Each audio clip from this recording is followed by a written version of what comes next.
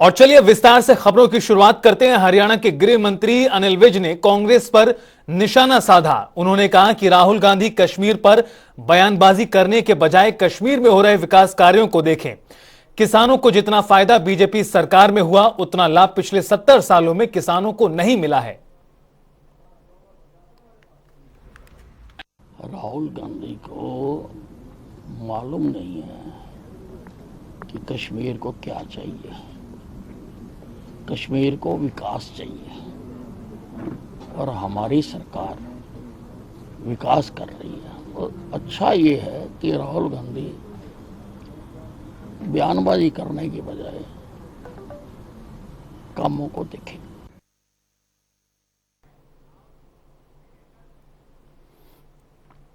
तो सुना आपने किस तरह से गृह मंत्री अनिल विज ने निशाना साधा है कांग्रेस पार्टी पर। और इस मुद्दे पर ज्यादा बातचीत और चर्चा के लिए दो खास मेहमान हमारे साथ जुड़ गए।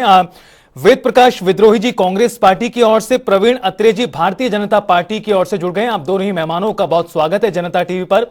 वेद प्रकाश विद्रोही जी, पहला सवाल आपसे ही है। अनिल विज साहब कह रहे हैं कि राहुल गांधी लगातार कश्मीर पर बयानबाजी कर रहे हैं, लेकिन उन्हें देखना चाहिए कश्मीर में विकास कितना हो रहा है। देखिए, अनिल विज जी स्वयं न तो कश्मीर के विषय में जानते हैं और न अनिल विज जी कभी कश्मीर गए हैं। वो चंडीगढ़ में बैठे जो उनके अधिकार क्षेत्र में नहीं बातें आती उन पर तो बयानबाजी करते रहते हैं, लेकिन हरियाणा की कानून व्यवस्था, स्वास्थ्य के बारे में जब उनसे सवाल पूछे जाते हैं तो भाग जाते हैं। अब कश्मीर के अंदर कोई भी अंधा भी जाकर देख सकता है कि कश्मीर में कोई विकास नहीं हुआ है। आम कश्मीरी रोज एजिटेशन कर रहे हैं। वो कह रहे हैं कि विकास के नाम पर हमको उजाड़ा जा रहा है जी। यहाँ तक जो अपनी दल था, जो भाजपा समर्थक दल था, और भाजपा ने ही जिसको धारा 370 हटाने के बाद खड़ा किया था, वो भी विरोध कर रहा है कि जिस तरह लोगों को उजाड़ा जा रहा है और कश्मीरियों को उजाड़ कर बाहर के लोगों को यहाँ बसाने का जो षड्यंत्र किया जा रहा है उसका हम विरोध करते हैं। तो राहुल गांधी ने आम कश्मीरी की जो भावना है उसको व्यक्त किया है। सरकार को जो केंद्र सरकार का विषय है गंभीरता से लेना चाहिए। और स्वयं जो, मैं आखिरी बात कहता हूँ, स्वयं जो गुलाम नबी आजाद हैं, जो भाजपा समर्थक है, सबको पता है कि भाजपा के कारण ही उन्होंने कांग्रेस छोड़ी थी, उनका भी परसों प्रधानमंत्री से आग्रह था कि भाई कश्मीर के अंदर लोगों को बुलडोजर की राजनीति ना चलाएं, वरना यहाँ पत्थरबाज जो धीरे धीरे कम हो गए थे फिर बढ़ेंगे और कश्मीर के हालात सुधरने की बजाय बिगड़ेंगे। ठीक है प्रवीण अत्रे जी, दो बातें वेद प्रकाश विद्रोही जी ने उठाई हैं। पहला, वो कह रहे हैं कि अधिकार क्षेत्र से बाहर जाकर अनिल विज बयान दे रहे हैं। कौन सा विकास हुआ है जो देखा जाए, पहली बात उनकी ओर से कही गई। साथ ही साथ वो ये भी कह रहे हैं कि कानून व्यवस्था और जो स्वास्थ्य का मुद्दा है उससे ध्यान भटकाने की कोशिश के लिए इस तरह के बयानबाजी दी जा रही है अनिल विज की ओर से। ऐसा है, आपके सवाल का जवाब तो दूंगा, लेकिन पहले कुछ विद्रोही जी ने बातें कही है उनका भी जवाब दे देता हूँ। एक तो कांग्रेस प्रवक्ता ने स्वयं इस बात को माना कि आज कश्मीर के अंदर स्टोन पेल्टिंग, पत्थरबाजी की घटनाएं कम हो गई। उन्होंने स्वयं माना इस बात को और यही हम कह रहे हैं। दूसरी बात, वो कहते हैं कि अनिल विज साहब का तो अधिकार क्षेत्र नहीं है, उनको कश्मीर के बारे में पता नहीं है, वो तो कश्मीर कभी गए नहीं है, चंडीगढ़ में बैठ के बयान देते हैं।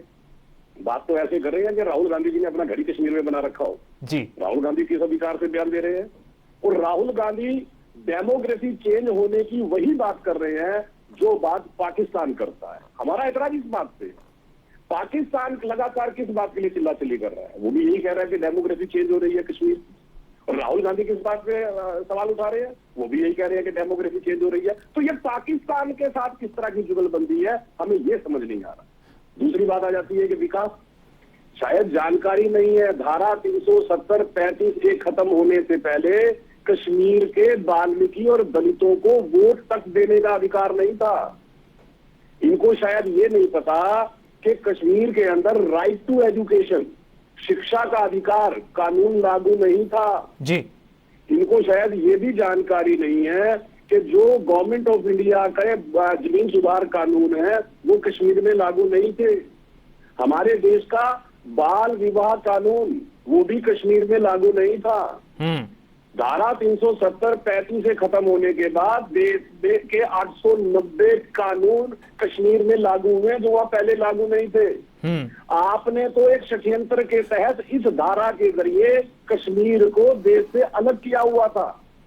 अभी कहते हैं विकास नहीं हुआ, वो आंकड़े भी इनको दे देता हूं।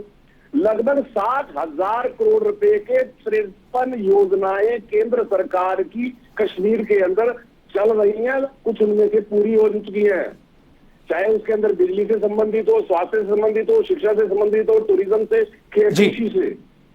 लगभग 52,000 लोग पब्लिक सेक्टर में नौकरी में समायोजित हो चुके हैं अब तक।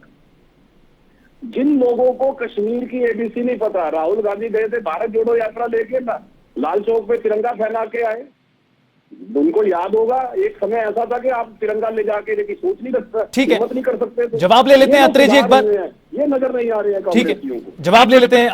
विद्रोही जी देखिए, आपने विकास की बात कही, उन्होंने विकास के आंकड़े पेश कर दिए प्रवीण अत्रे जी ने, लेकिन एक साथ वो बड़ा आरोप भी आपके ऊपर लगा रहे हैं। वो कह रहे हैं कि पाकिस्तान की जो जबान है वही राहुल गांधी की, वो भी राहुल गांधी बात कर रहे हैं।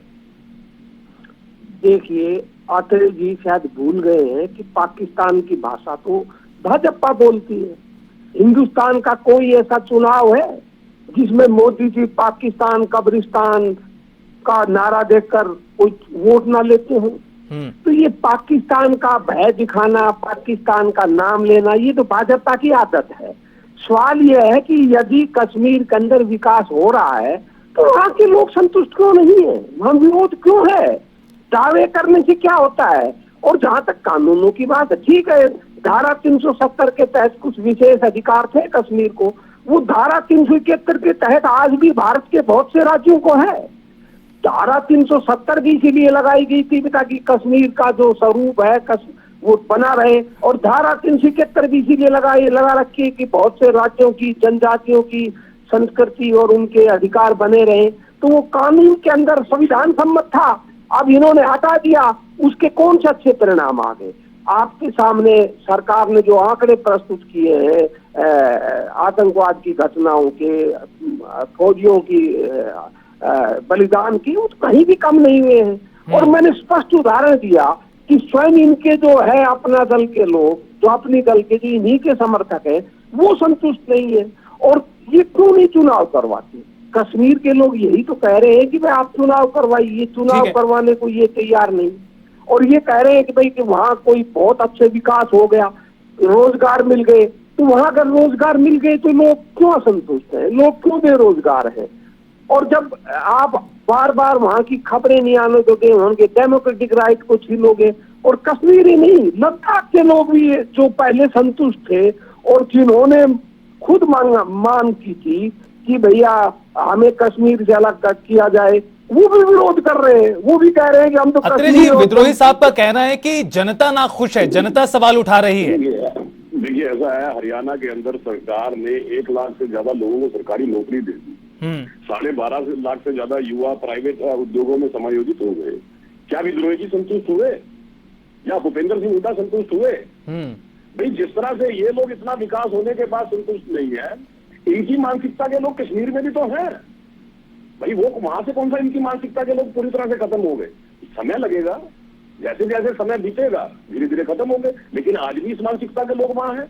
ये वही लोग हैं जो ये कहते थे कि धारा 370 को आग लगा दिया तो आग लग जाएगी। ये वही लोग हैं कि तिरंगा उठाने वाले हाथ नहीं मिलेंगे अगर धारा 370 हटा दी। ये वही लोग हैं कि कश्मीर जल जाएगा अगर धारा 370 हटा दी। अरे, इस मानसिकता के लोग हमने कब कहा पूरी तरह से खत्म होंगे? आप लोगों का तो प्रयास यही है कि इस मानसिकता को दोबारा से जिंदा किया जाए, लेकिन आम कश्मीरी जिसको सरकार की स्वरोजगार योजनाओं से लगभग 5.5 लाख लोगों को लाभ हुआ, वो जानता है कि इस वक्त कश्मीर में किस तरह से विकास हो रहा है। एक बार जाके तो देखिए, ठीक है। आपको तब भी समझ नहीं आई जब आप लाल चौक पे तिरंगा फहरा चुके, आपको तब भी समझ में नहीं आया कि किस तरह से कश्मीर के हालात बदल रहे हैं। ठीक है, हालात बदल रहे हैं, प्रवीण अत्रे जी कह रहे हैं, लेकिन वेद प्रकाश विद्रोही जी का कहना है कि कोई विकास नहीं हुआ है। बहुत बहुत शुक्रिया आप दोनों ही मेहमानों को हमारे साथ जुड़ने के लिए।